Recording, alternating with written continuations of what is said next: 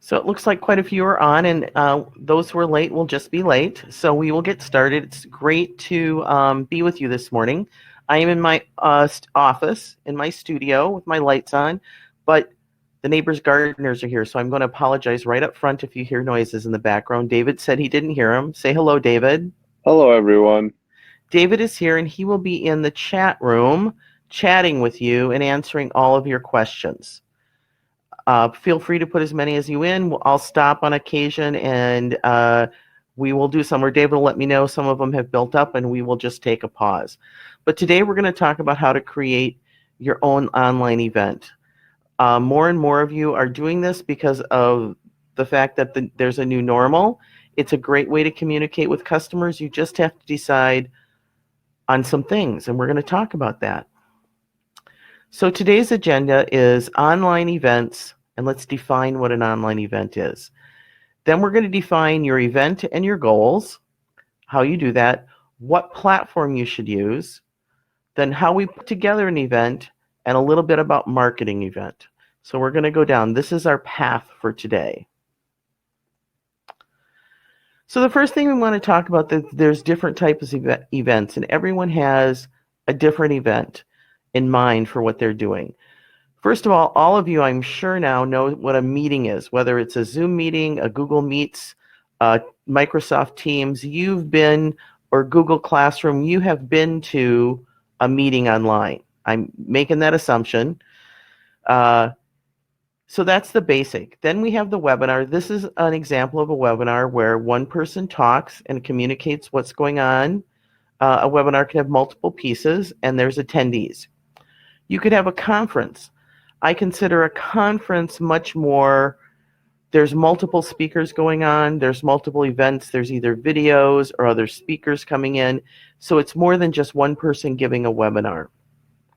And then we have something called a festival or an expo, where you have speakers, you have exhibitors, you have multiple things going on, and people are able to come and go to different spots from a dashboard, let's say.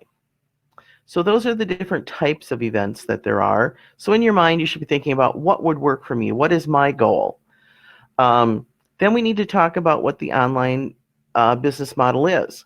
Is it a free event? Is it a paid event? It is a subscription event? Is it a sponsored event? How am I going to use it? That's part of the goal piece on doing this, how we want to structure our business model. And then we have to look at different formats. Is it a live event? Is it a pre-recorded event? Is it a hybrid event that takes on 2 or 3 of these elements?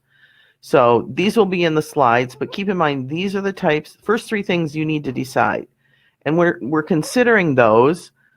We need to consider the platforms and visuals we want to show our audience, where our location is. Is it a studio? Is it a stage? How are we going to do that?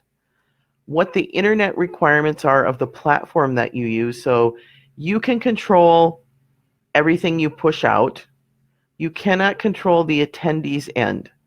So if there are people who can't get on for various reasons, you can't control that. You can only control making sure you're pushing out well. You need to consider your presenters, making sure you've trained and tested them in terms of if they're coming on live in another screen, you can see them, you can hear them, everything works well, and you should always run tests. Everyone should be comfortable with their part of the event.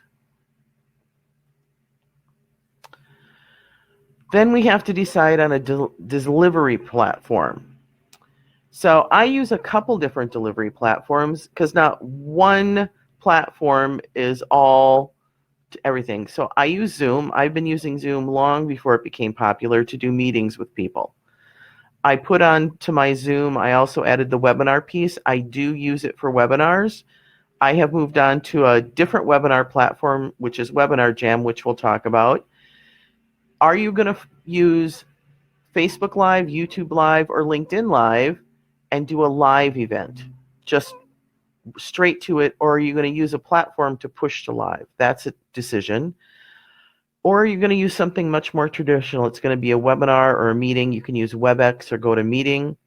They still work extremely well. They don't have all the bells and whistles. Flash. I should say they do have all the bells and whistles. They're not as flashy as some of the newer ones. And there's many new platforms. Two that I considered were Webinar Jam and Big Marker. I eventually went with Webinar Jam for my webinars, and we'll talk about that later. But it has to come down to what fills your need and your price point. All of them give a 30-day trial. So or a 10-day trial or a week trial, you need to go in, push the buttons, and test them to see if you can understand it, if it works for you, and if it's going to be easy to use for you to give your event.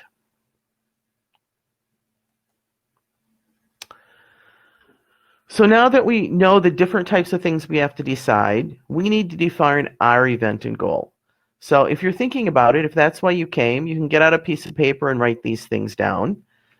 What is your online event type? And that goes back, is it a meeting? You want it collaborative? Now, collaborative doesn't always mean that everyone's face needs to be seen. There needs to be a way there's Q&As and for items to happen in the chat.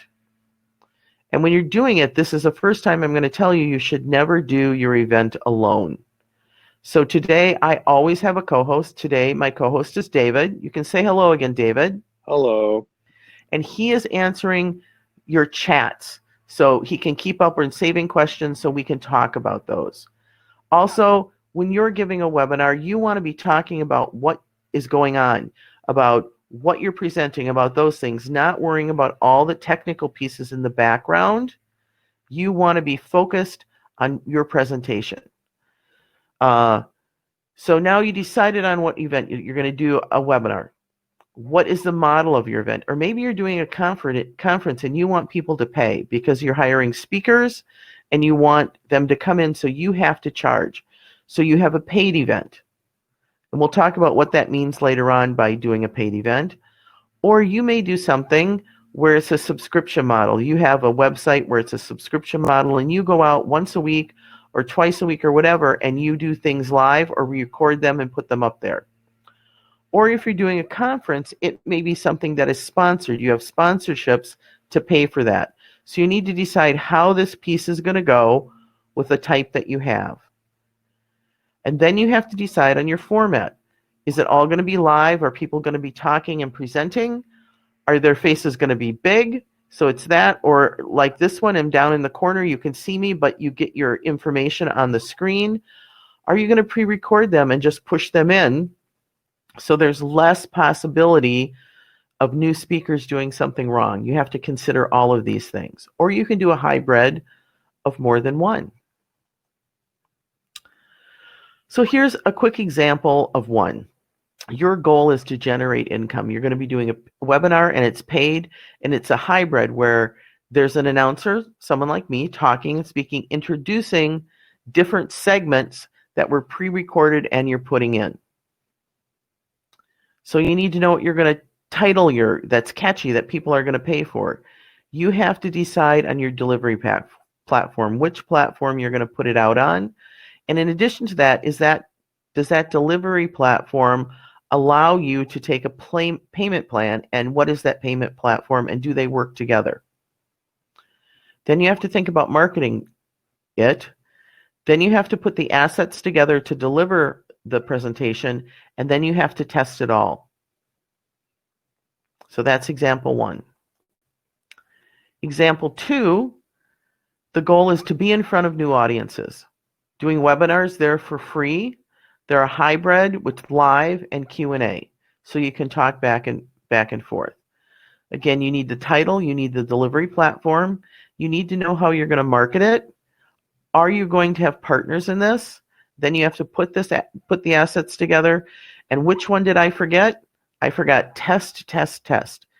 Even though I do multiple webinars, I do a webinar every Friday, and I do a webinar for clients, I will take the clients into a test room, work with them so that they feel comfortable in that room so there are no surprises.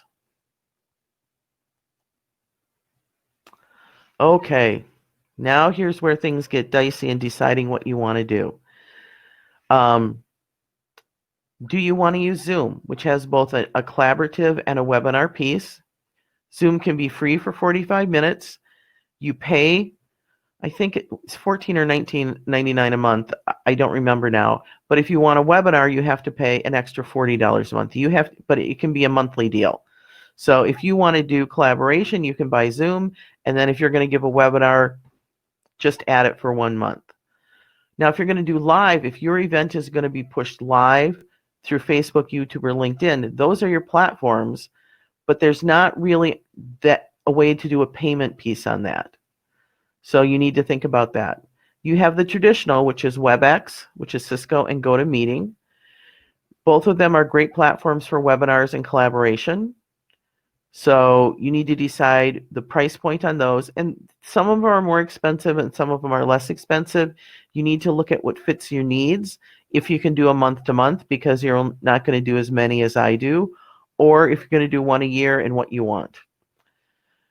I'm going to go over to collaboration now, because once Zoom got so popular and we all are doing things from home, Google Meet stepped up, Facebook Messenger Room stepped up, and Microsoft Teams stepped up.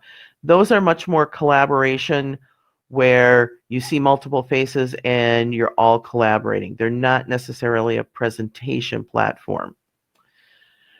So then there's a lot of new platforms that you can use to do what you want to do. So when I did my discovery, I decided I liked Webinar Jam. And it's interesting, Webinar Jam has a second platform called EverWebinar. You have to pay for them separately, but what Webinar Jam is a live piece, which we're doing now, and it's pre-recorded. And when it's done, I can capture that. It also is sent out to anyone who attended to watch for the next 36 hours. Automatically. It just does that automatically, and you can set it to do that or not to do that. EverWebinar is a little different. It's where you can record the whole webinar and then continually market it, and it's an on-demand webinar, which is very great if someone has a subscription service or a marketing piece where they want to push someone to that marketing video. I have not used it yet, but I'm planning on using it in the future. BigMarker does the same thing as Webinar Jam, so does Attendify, BlueJeans, Wova. They all have different pluses and minuses, which I'm not going to go through. So vFairs and Communicate Conferencing, I thought were interesting. I haven't fully discovered them, but they're looking more at items that are like conferences that have exhibit halls where you want people to go into. Instead of having to create a web page and each exhibitor gets a web page and you have to do all the work, both of these are set up to do that. And I look forward to looking at those because I have a couple clients who really like that. So David, I've went through a whole bunch of stuff. And yep. I'm wondering if there are any questions at this point. At this point, I've answered the ones that have needed to be answered, so I'm not seeing any additional ones. Okay, moving on. So putting your event together. Right down here, always have a technical co-host. That's David here today. Both people should know how to run it, but someone should be there to help you out. So what is your goal? Your goal is to educate and stay in touch. This is just an example. Title, I put various because I couldn't do that. The model is free. I'm going to do a webinar.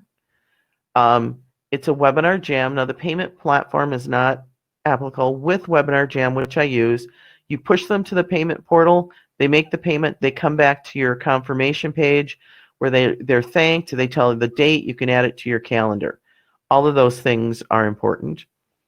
When you're marketing, you need a partner for this, or I always use a partner. You should use the power of your email list and the power of your partner's email list to get further than your reach is. You should put your assets together, which are PowerPoint or polls or videos or whatever you're doing. Then you need to test and test and test. And you can reuse these assets. Wherever you're doing, the platform should let you record it so that you can reuse it. So marketing is our next piece. And marketing is a big one. So now you have this great idea. You've got all these people here. Now, how do I get people to come to my event? First is your email list. You need to use your email list and figure out how long before you need to start. You can't do it a week before because that's too close. You can't do it a month before because that's too far out and people are going to forget. Even though reminder emails come out, you'll lose some people. So you have to get your timing right. Now, for me, I have been a Constant Contact partner for probably 15 to 20 years. And then when they did channel speaking, I spoke on their behalf. So I am also, now that they're not doing that, I'm still a partner. If I log my events in their calendar, when they email out, a lot of you may have come in that way. When I email out, put that on, their email goes out to all the upcoming events. I get to be on that. That's a huge boost for me. If you are partnering with another company, you want to make sure if they're part of your event that they're also promoting your event. So you want to make sure that that's part of the requirement that you have, because then you're also reaching further. Social media. So social media is very important. Creating an event on your social media platform that pushes back to your checkout page. Putting posts, working up to it to create excitement and buzz. And also using ads to go further. That has a specific call to action to sign up for the event. So you need to do all of those. You can use calendar listings. Now, when I start with Webinar Jam, I am on their big calendar, so anyone can find me. I'm also on Constant Contact's big calendar. You could go out to your local calendar and post the listing for your event.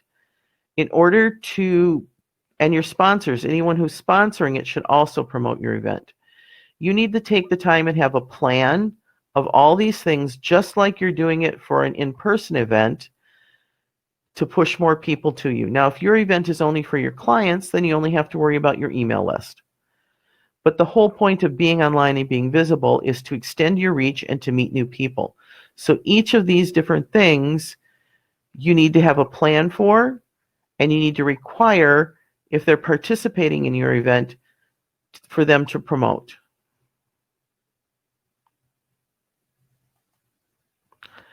Okay, I went through a lot of stuff. I'm really hoping we have some questions in the chat, David. Not at this moment, no. Oh, well, we'll give them a second. Why don't you take a minute while they're typing to talk about putting an ad on Facebook in an event. So yeah, if you are looking to advertise or promote an event on Facebook, it really would be advantageous to advertise it. If you would like to if you can embed the event somewhere on your website, then you'll be able to track conversions, which is always helpful. But because of the lack of organic reach that Facebook has, it would be very advantageous to advertise on Facebook for events. Okay, we do have a question from Deborah. What do you suggest for virtual live retail events? So you actually want to, I'm going to send a question back. You actually want to be able to sell things live at the time, or you're pushing them to a page where they can make a purchase? Because that's what you would have to do. Okay. And then Laura asks, can one of the services be used for a one-on-one lesson? Yeah, that would be a Zoom or a collaboration piece. So it'd be Zoom or Google Meets or Google Classroom, like that. The virtual, let's go back to the one for retail events. Really, you could use any of the webinar platforms to do that, because you're going to be promoting your items, but you're going to have to be able to tell them the link, and the person who's co-hosting is going to have to be able to pop that link in the chat, just like David has done here for the YouTube channel, so that they can know to go buy that right away. So, and I would also consider, when you're making your slides, if that's what you're doing, or some background piece, that you have the URL in there, because if you're promoting selling something, you're going to want to push it out live, because you're not going to want any, you might want to push it to Facebook Live, and to YouTube Live so that people catch that who wouldn't normally do it. Plus, there's the replay piece on Facebook where it replays, and then those people can still go back to your checkout page. And please don't send them to the front page of your website. If you're selling a specific item, you need to sell them to that page so that they can purchase right then. Okay. And then we have a question from Vanessa. I can take this one. How do I post an ad on Facebook where they can register online when they click? Which platform can I use for this? So Vanessa, it really doesn't matter which platform you use, as long as you are advertising and have a landing page. You can send them directly to the landing page so that they can register, and you can advertise that on Facebook. It doesn't matter which platform you use as long as you have a landing page. Can I add a note here, David? Sure. Sometimes it's very confusing because if you post an event on Facebook, which I think you should, and they say they're going, it doesn't take them anywhere to register. And this happens consistently. It is something I would love Facebook to fix, because I say I'm going to that event, but I'm not registered at that point. So it can be a little confusing. So you have to work on the vernacular that you use. And then we have another question. Is Instagram Live a good platform for events? How can you direct people where they can register? I don't think at this point Instagram Live would be a great place for events. I think that Instagram Live is more for a behind the scenes kind of thing. It's not the most well-developed platform for events. I think there's much more robust ones that Virginia had mentioned in this presentation. Other than Instagram Live, I don't think it's at that stage yet, in my opinion. Right. Each platform is at a different stage, and he's absolutely right. You could certainly advertise on Instagram, but have it live somewhere else. Mm-hmm. Absolutely. And then Chris asks, you mentioned Constant Contact's big calendar and listing your events on there. Was not aware of this feature. Is this a paid option? So I know that my events get listed because I'm a partner that goes through the partner console, and therefore I get my events listed. I think if you use Constant Contact's event spot, what they're finally upgrading, just so you know, if you have your registration on that, you can add it to their calendar.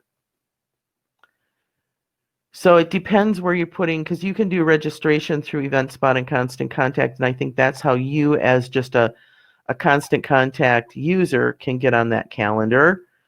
But you would be on their calendar, you would not be out in their email that goes out. That's reserved for partners. And Donna asks, of the platforms you talked about today, which payment platform has compatibility with most? So I use PayPal, and PayPal has done their job and are integrated with everything. But that doesn't mean you can't use something else. Yep. You just have to do some investigation. Yep. Nothing yet. Nothing more anyways. So, still not seeing any other questions.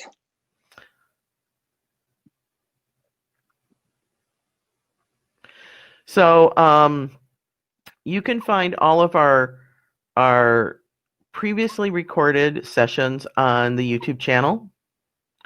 You can send us an email if you have a question about any of them. Any new upcoming events are on my, right here listed, the education page. We usually go 4 weeks out. That's about as far as we can go. And we get them all set up, and you can come on and be with us. And it's just a half an hour to give you some ideas. Again, if you have questions, you can call us, you can email us. We're happy to answer them for you or help you make a decision if you're ready to move forward. We're always here to help. And I want to thank all of you for coming today.